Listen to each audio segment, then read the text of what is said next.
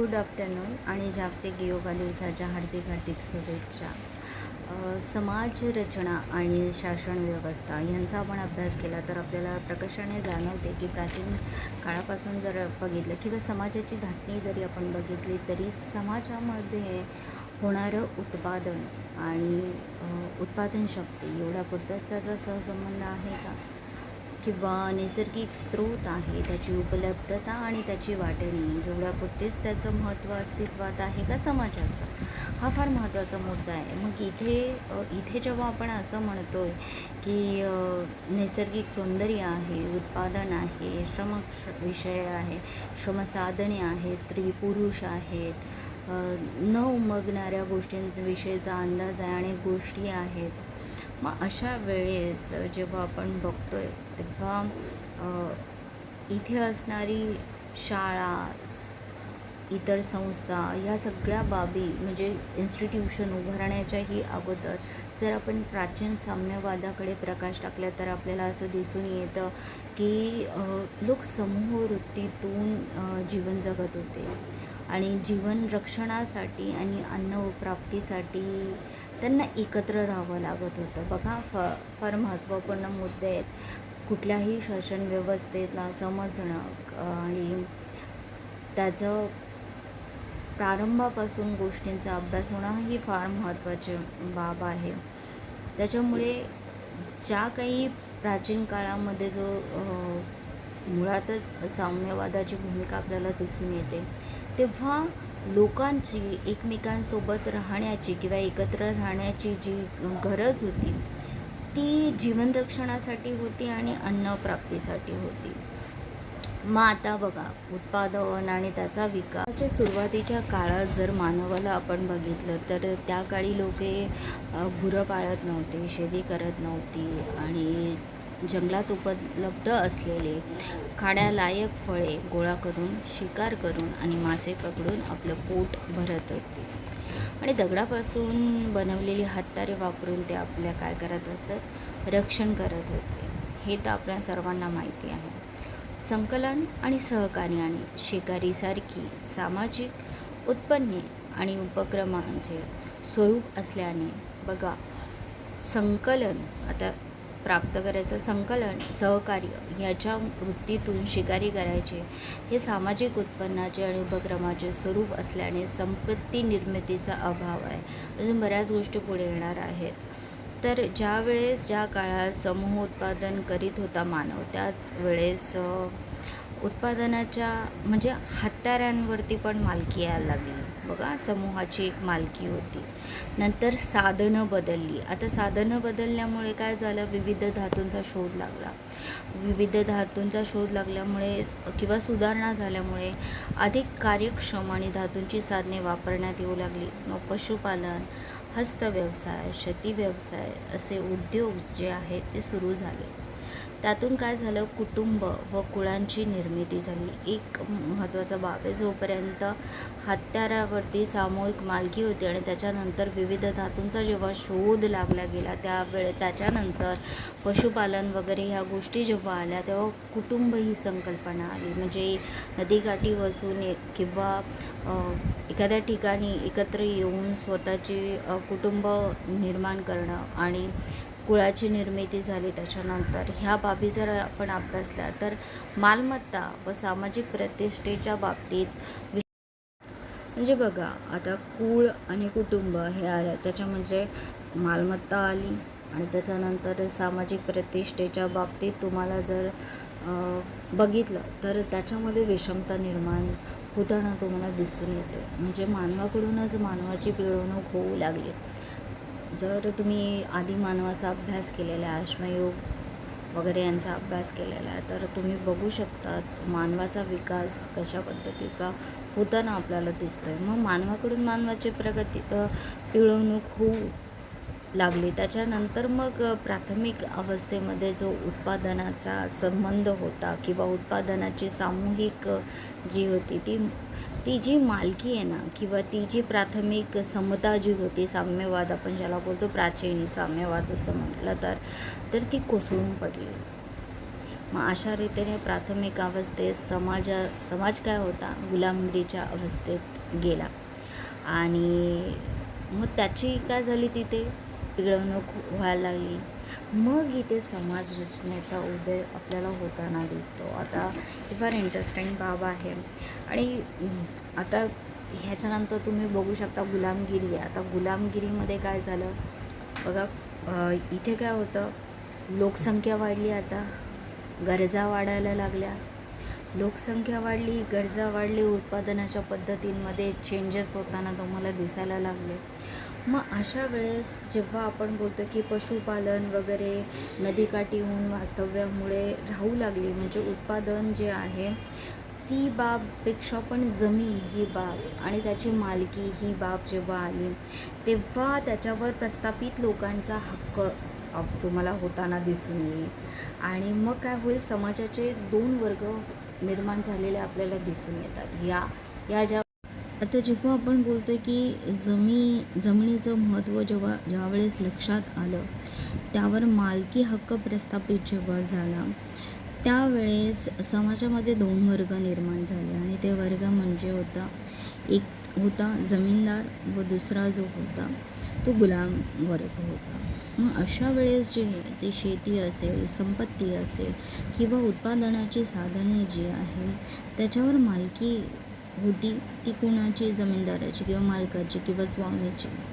आणि मग गुलामांना काय होतं, तर स्वामींच्याकडे राबणं किंवा ते जे उत्पादन करीत आहेत तर ते स्वामीच्या मर्जीप्रमाणे त्यांना जीवन जगावं लागत होतं.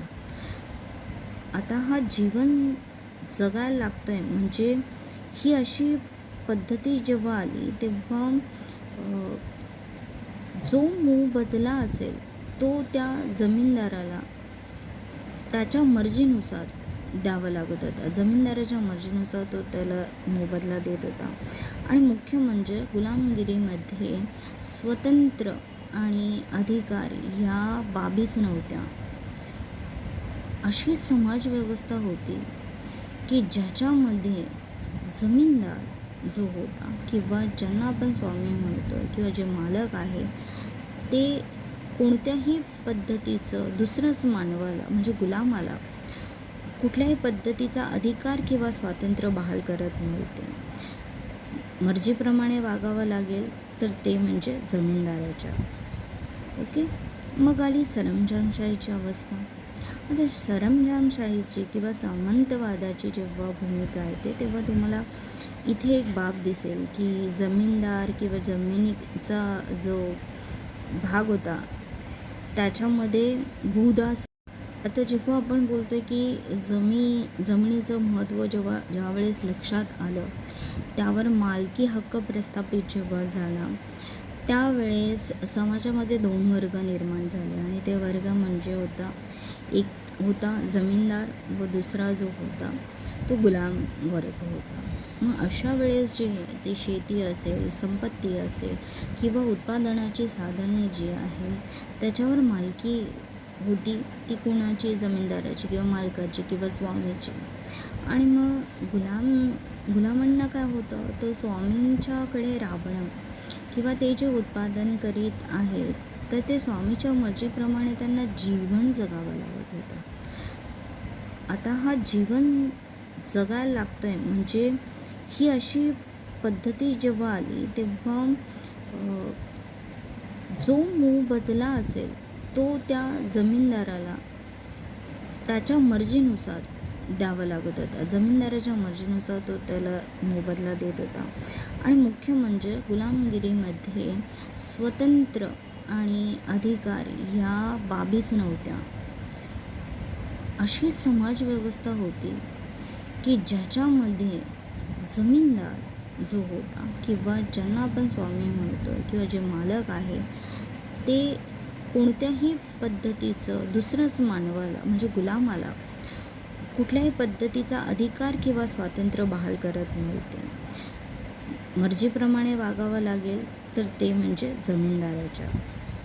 ओके. मग आली सरंजामशाहीची अवस्था. आता सरंजामशाहीची किंवा सामंतवादाची जेव्हा भूमिका येते तेव्हा तुम्हाला इथे एक बाब दिसेल की जमीनदार किंवा जमिनीचा जो भाग होता त्याच्यामध्ये ती गुलाम आणि भूदास वर्ग जो होता तो शेतीत कष्ट करीत होता. मग सामंतवाद जेव्हा होता तेव्हा गुलामगिरीची अवस्था संपून काय झालं होतं, सरंजामशाहीची अवस्था निर्माण झाली. आणि तेव्हा काय होतं, त्याच्यामध्ये उत्पादनाची साधनं जी होती, उत्पादनाची साधनं जी आहे ती ह्या सरंजामशाहीच्या आधिपत्याखाली येतात. मग स्वामी संघर्षातून सत्ता निर्माण होते. इथे राज्यसत्ता तुम्हाला काही अंशी होताना दिसते. मग राजाने काही व्यक्तींना जमिनी दिल्या, त्या व्यक्ती जमीनदार किंवा सामंत बनल्या.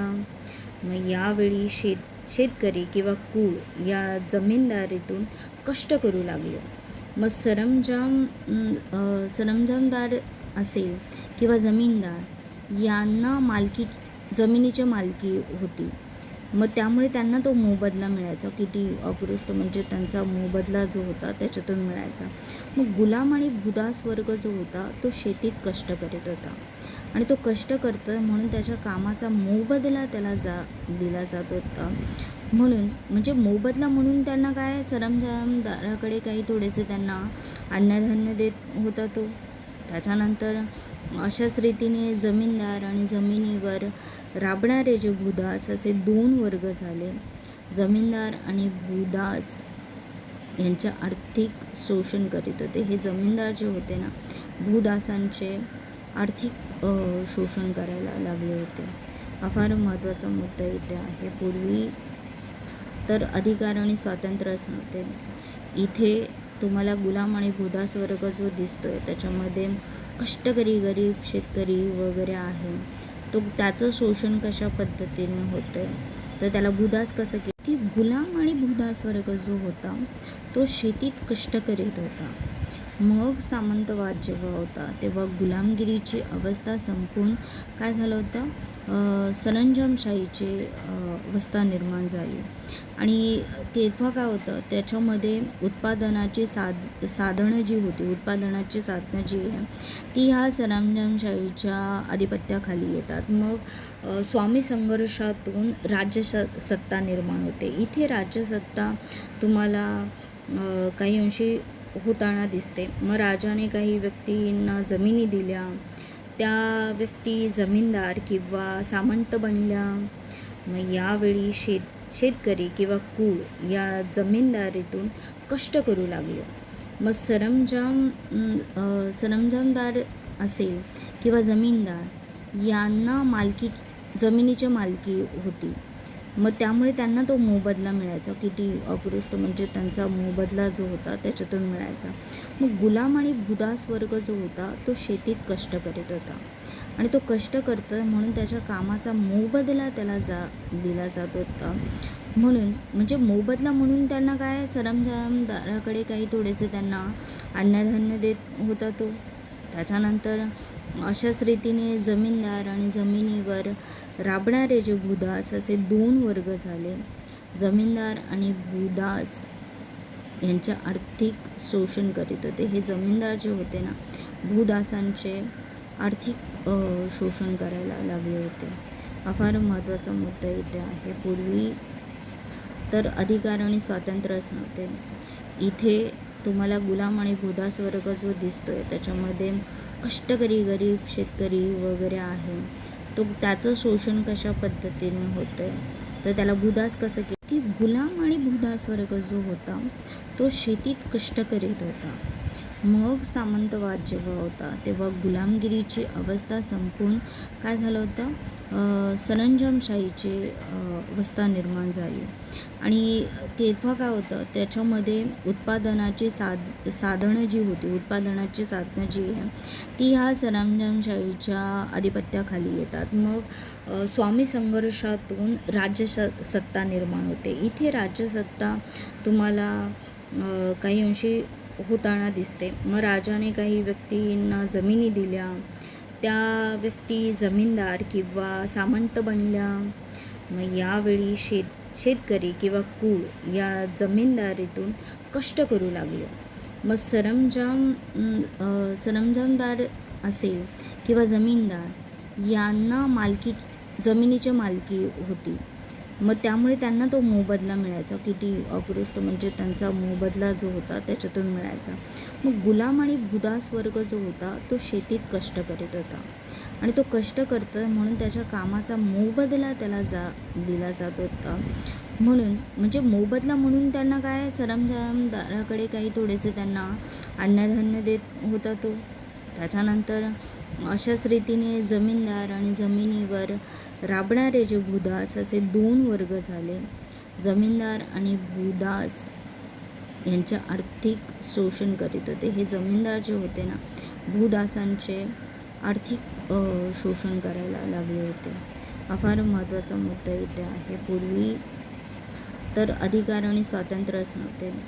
इथे तुम्हाला गुलाम आणि भूदास वर्ग जो दिसतोय त्याच्यामध्ये कष्टकरी गरीब शेतकरी वगैरे आहे, तो त्याचं शोषण कशा पद्धतीने होतं, तर त्याला भूदास कसं